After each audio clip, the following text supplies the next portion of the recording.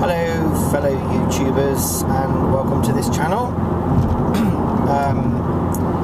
Discussion for today. I haven't been putting up a lot of videos at the moment, mainly because I've been extremely busy, but today's topic is about your chakras, about protection and about astral planes. Okay, it's going to be fairly generalised, and I have sort of touched on these subjects in other vlogs that I've done, but again, you know, I can't sort of stress enough, and I see it so often, how, you know, people are being attacked, people are being possessed, you know, they lose their energy, they get scratched, you know, and all these various other things are sort of happening to them. Now, what I'm going to be talking about is not going to protect you 100%, but it does, and it will help to protect you, you know, kind of the majority of the times. And it should be, what I'm seeing more and more of, and again, I've said this before, is people being involved in the paranormal not really fully understanding what that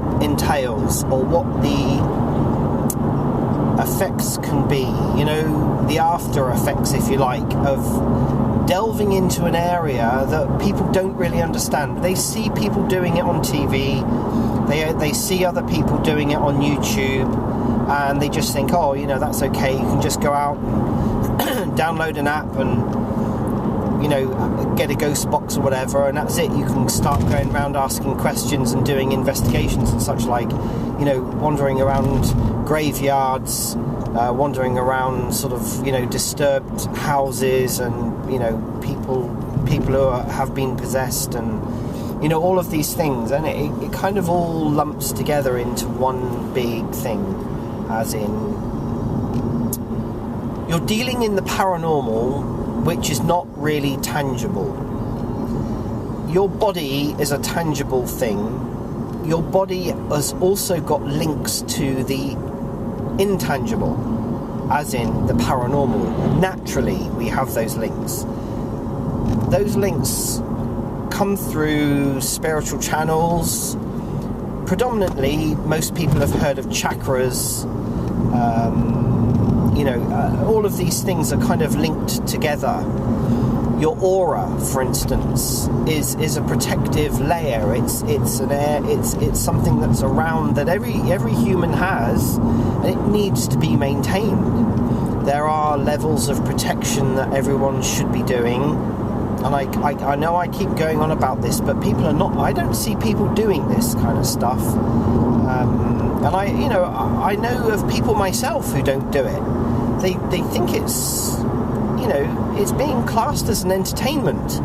So they are dealing and dabbling in things that they have no idea what they're doing, and, you know, they get hurt, they get affected, they get possessed, they have their energies drained.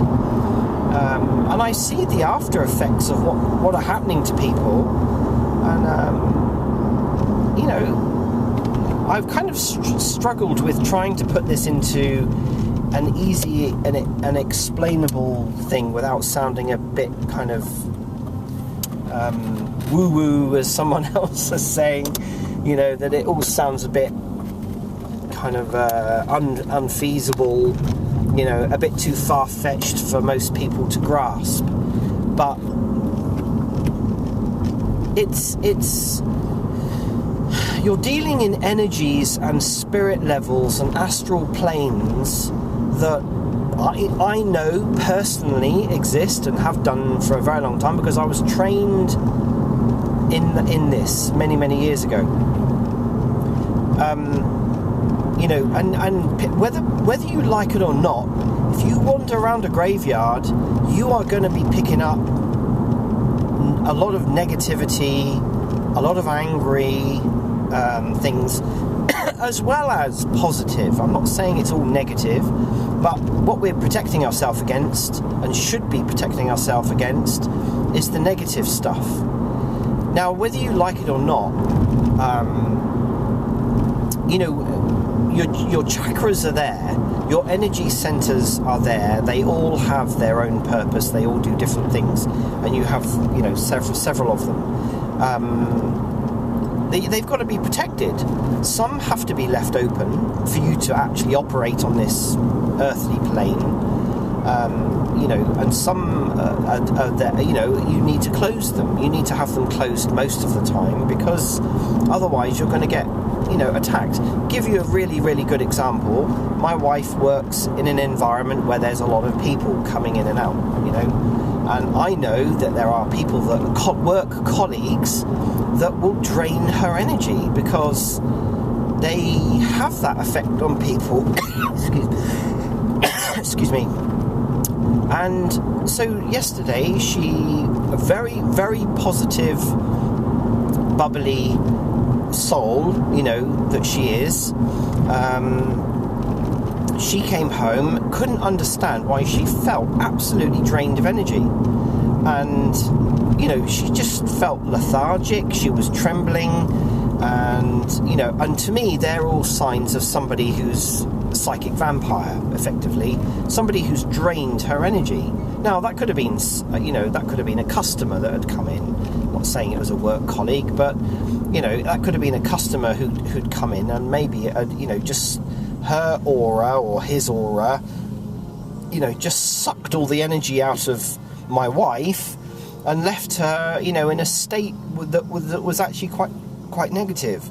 Now, I did a very simple thing yesterday of burning a candle, burning some incense, and actually trying to repair her aura and her energies. And I'm not kidding, within an hour, I asked her how she was feeling, and she felt absolutely fine. She said, she felt absolutely fine again, back on top.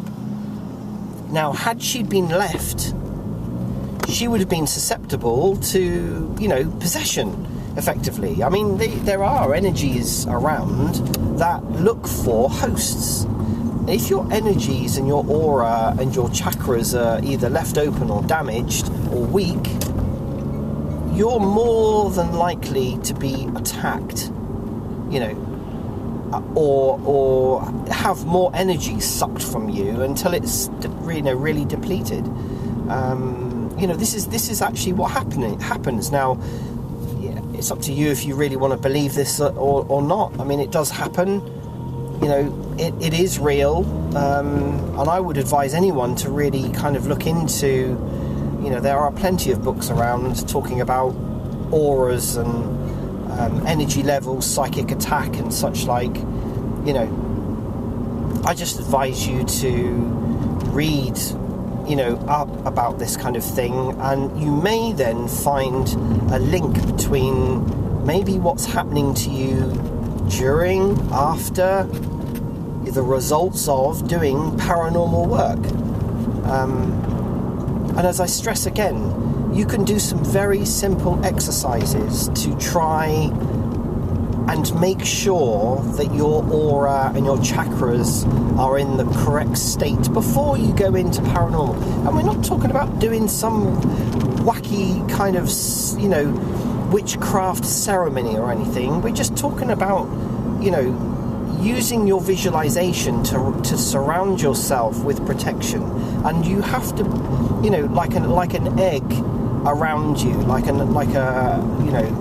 an aura of protection that's going around you. Go in with that state of mind. You can put yourself into a meditative state.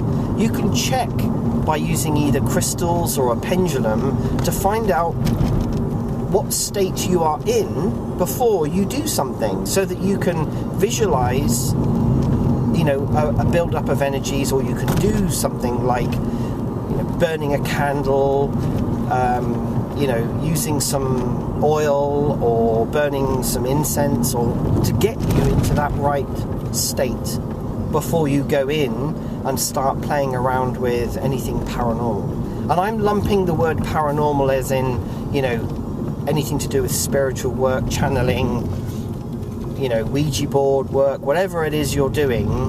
You need to be in a very healthy, positive state and in a state of protection before you do it.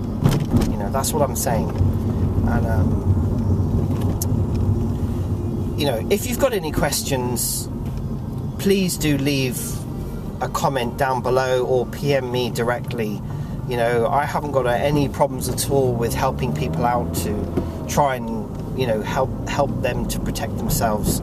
You need to do it, people. You've got to do it, because, you know, all of these things have a link and they have a knock-on effect. And if you start damaging your aura and you start damaging your chakra points, etc., or leaving them open for, you know, negative energies and such like to screw around with your immune system and your health, you know, not just on a psychic level, but, you know, on a physical level as well.